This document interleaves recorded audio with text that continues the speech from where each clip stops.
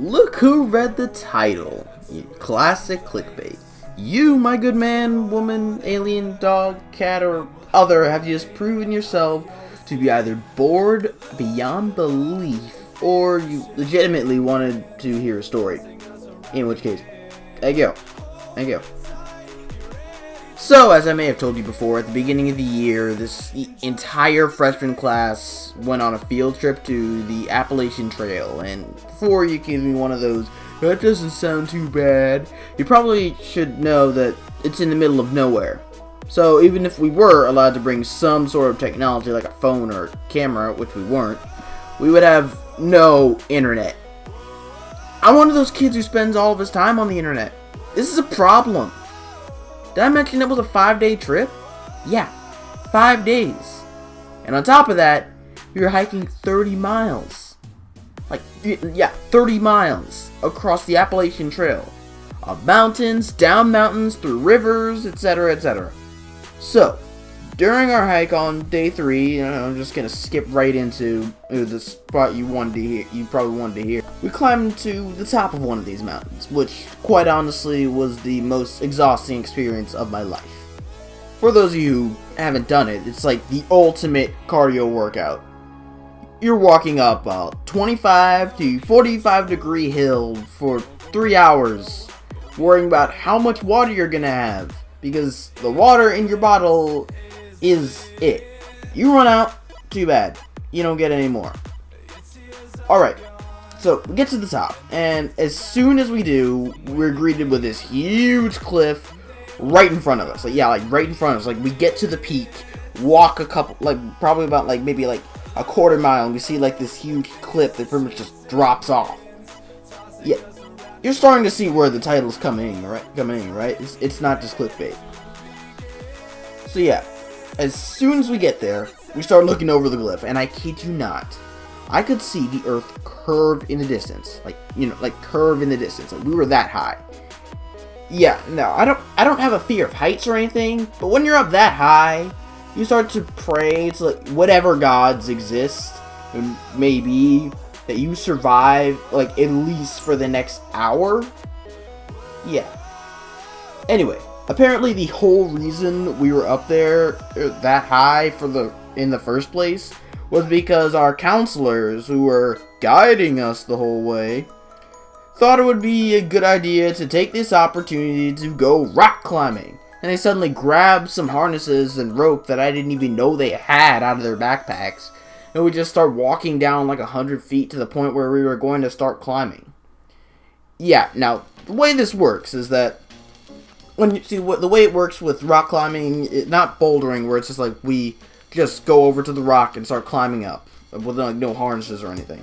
Regular rock climbing is where you have the climber themselves, who is actually has a harness with a rope. It's at the top of the rock, going down to the belayer, who's holding the rope, making sure they don't get loose or anything.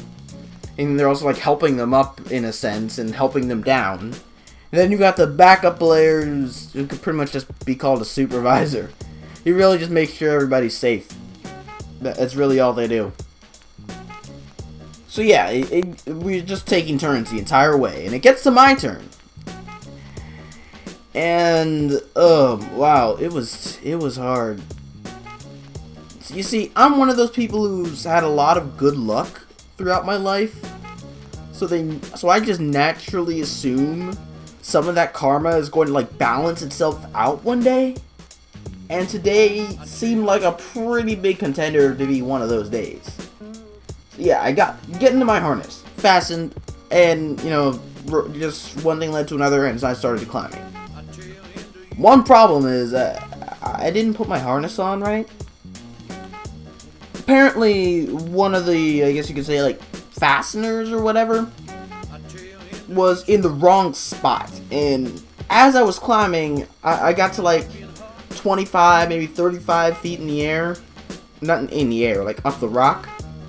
And it started to feel like my harness was slipping. Slipping. And I swear to all of you that I saw my life flash before my eyes. It flashed before my eyes. And it wasn't as good as you'd think it would be. It wasn't. Well, that sounds kind of creepy. good as you think. It wasn't like as horrible or dramatic as it is in like movies or games or whatever. I didn't see any of the exciting or happy moments in my life. I literally just saw all of the boring ones. Like if you had to make a Hall of Fame for the most boring moments in my life, they did that. Whatever it is that runs that whole idea, did that and just played it for me. So back to reality, and I'm starting to actually slip a few inches, like inch by inch. I feel myself slipping from my harness, and I immediately call my belayer, who starts letting me down. Like, you know how when you like want to, sort of like if someone like yells at you, like, go as fast as you can, but slowly. It was like that, because if they went too fast, I would just end up slipping completely. But if they went too slow, who knows when I could have run out of time and just fell from whatever height I was at, which is probably like 20 feet, and probably would have broken me, and I might have even rolled. If I landed on the wrong spot, I would have started to roll off and then fall off of the mountain itself. Yeah.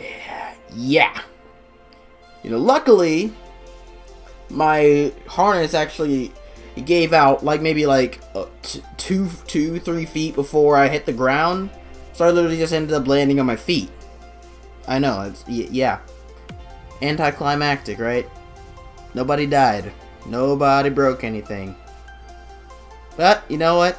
It's just, you know, this only means one thing. That good luck is it's like the karma is really starting to lose balance, and sooner or later it's gonna go bad. And I guarantee you, when it does, I'm going to have a story for you guys.